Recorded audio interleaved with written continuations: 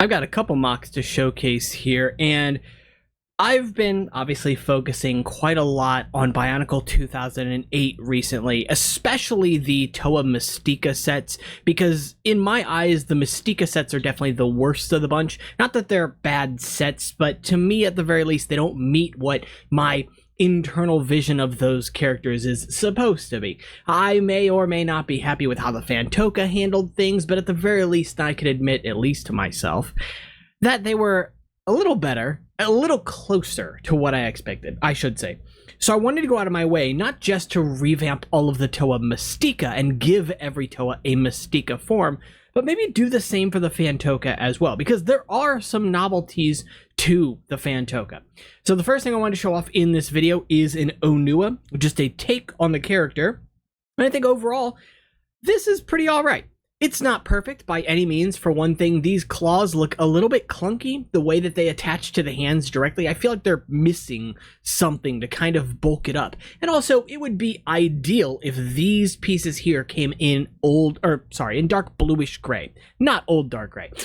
Because, again, the Phantoka have a very heavy focus on gray in their color scheme, right? So I wanted to make sure that I carried something over. This wide sort of shoulder aesthetic, even though his shoulders are actually the same width as everybody else's, it makes him look a lot bulkier up top. He's the strong character for what it's worth, right? So generally, I think this ends up working out reasonably well. It's, again, not perfect by any means. There are absolutely ways you could modify this character and I think make it even better, but I think this is a pretty good result overall. He's a little bit too much heavy on the black, just because, again, those shoulder pads come in black and not dark gray, but had they existed in dark bluish gray, then that's what I'd be using there instead. And in that scenario, I think he'd have a pretty good balance of his primary color and, of course, the color that ties the Phantoka together. The dark bluish gray. Keep confusing the colors.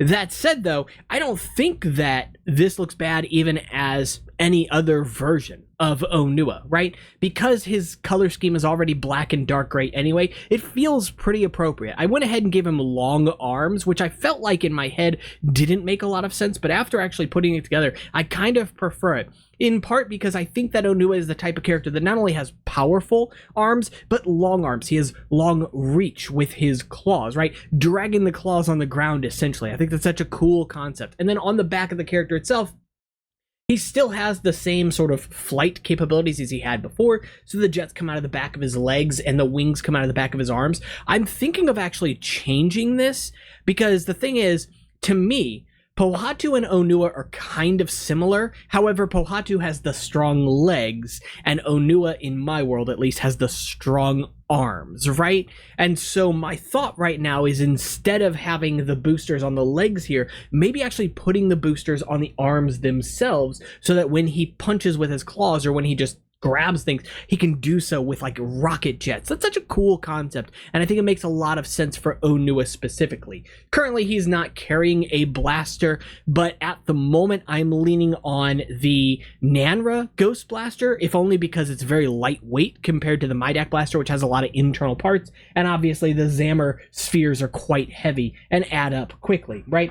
So generally speaking, I think he's pretty all right, but of course that's not all that I built, because I wanted to make sure that I could compare him against some of the other Phantoka characters. So I went ahead and rebuilt Lewa, but I modified him as well to kind of shape him up and make him, I don't know, take advantage of a couple of other things. So this is the Lewa that I've landed on so far, and I'm pretty happy with this. Overall, he's still fairly close to the Lewa that we got, although now his armor's on his backside rather than the front, showcasing the gray up front, which is something that I wanted to carry over between all of the characters, having the gray up front as best as possible anyway, and then the primary color sort of in the back, as though the gray is some kind of armor that we don't yet know. In this case here, I didn't want to use the same foot design twice, so I went with the Hero Factory foot, just the standard connection this time around, but also because it has these little jets on the bottom of the feet here as well, which I think just makes sense in the Mystica and Phantoka era, right? So using those pieces here works, in my opinion, quite well.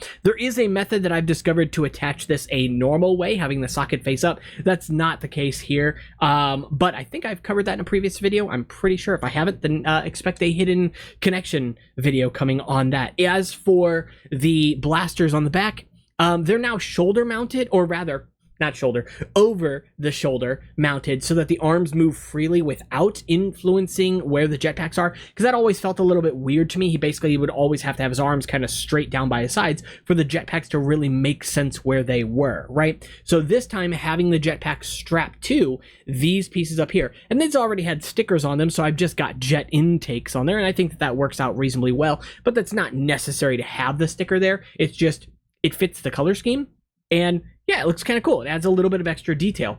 It's also worth noting too that these can open up like airfoils kind of, so you could imagine like him actually being able to, as long as I move the mask out of the way, him being able to actually like slow down his flight capabilities in the air. And since the jetpacks are on ball joints, they can be adjusted as well, so they don't have to point downward, but they could face a different direction if you want them to, including, you know, straight back like this as well. So all told, I think this is a pretty good use of the space and of the parts available for this character, because it doesn't actually take up a lot of pieces. It looks like probably more than it is, but I feel like there's probably less pieces devoted to this flight mechanic than there probably is for, say, Tahu Mystika's flight mechanic, which I believe that assembly eats up like 18 parts in that set. It's absolutely obnoxious. It's not necessary either. Lego kind of went out of their way to make sure that they bumped up the parts count in that set, which I found kind of goofy, but you know, that's a separate story.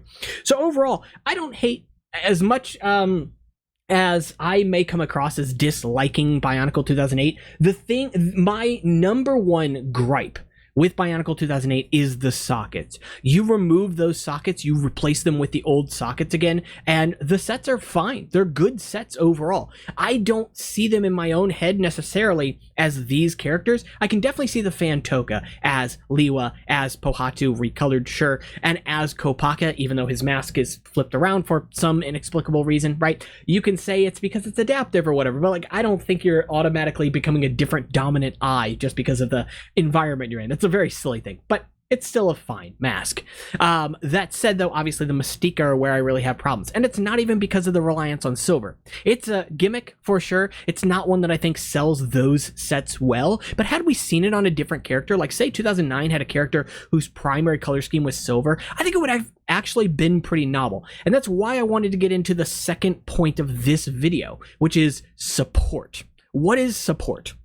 Well, in a nutshell, what I call support is the ability to build in as many colors as you want, right? Bionicle introduced to us 6 original colors for the Toa Mata and 6 more colors for the Turaga sets, right? 12 colors total associated with these elements. Of course, we got more from the McDonald's Matoran, but pushing all that aside, as Bionicle went on over time, it introduced more elements with time, but it felt like it introduced less colors. Like there was less differentiation between them, or you know, certain characters would introduce the same color for different elements, which was always kind of baffling to me. It was such a cool idea for Huki and Nika, for example, to have the Keat Orange as a change of pace, right? And I understand why Lego did it, but then to see every year that Lego could never really settle on what color they wanted to use. Was it going to be Keat Orange and Gunmetal, or is it Keat Orange and Black now? Oh, and then it's orange, and then it's regular yellow. Like, what are we doing here? We're bouncing around because we don't know where we want to throw the dart.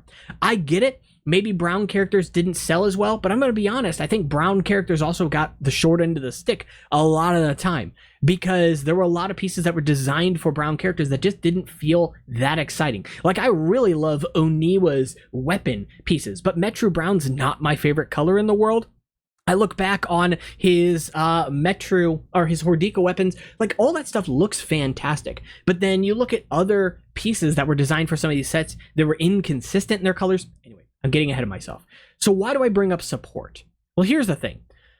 The Toa Mystika introduce us again to the Metru colors, because I guess the novelty of bright colors wore off or something. I really don't know. And I think that these colors could have worked. I have, in fact, just a revamp of my galley here for like the millionth time that is using her Mata colors, right? Mata blue, and in this case, bright light blue rather than medium blue, only because I don't have enough of these limbs in medium blue, but that looks good. Right? That is essentially a Mystica thought process, idea. Silver for the main sort of carryover color. There's a lot of silver on this character, but it's not an overwhelming amount of it. It's silver where you expect it to be silver, and then where you expect it to be colors, it is colors. And I think this works exceptionally well, even though I don't think the camera's doing a very good job of selling it here. This is fantastic. And yeah, there's probably a lot of recolors for something like this. I mean, there's not. These all exist. I'm holding in my hand for a reason, with the exception of the mask being the only custom piece here, right?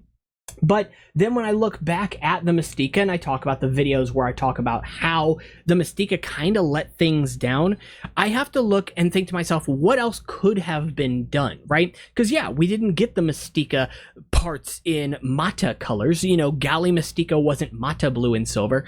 And then, so I think, could that have been possible? Like, outside of what Lego could have done, could we today build a Galley Mystica or a Galley Phantoka that's more in line with a canister set, but using Mata blue instead of Metro blue? And the answer is kind of yes, because here's the thing.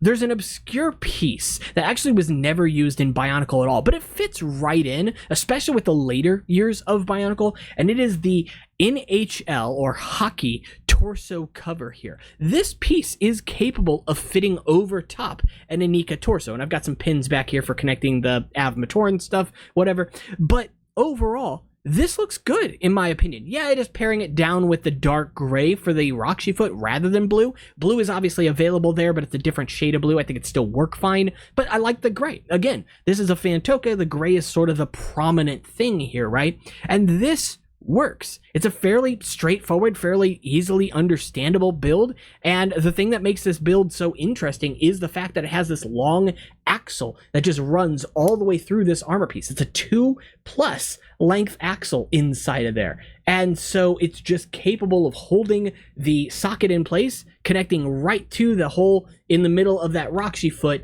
and in the shoulders up here, and that's it. That right there is a Galley Mystica, or Galley Phantoka rather, torso. And it works so well because of the shaping of this piece, the way that this little indent here at the bottom kind of aligns with the indent on the Roxy foot. Like, all of that just looks good. And that's a possibility. That piece comes in a handful of different colors too. I think I only have blue here to show off. But I look at characters like Pohatu. Pohatu was never going to be Mata brown. And yeah, I've had, you know, my hands on some bootleg pieces like the Metru Matoran armor piece or chest piece in brown, which works well, you know, not necessarily on an Nico body, but on some custom builds.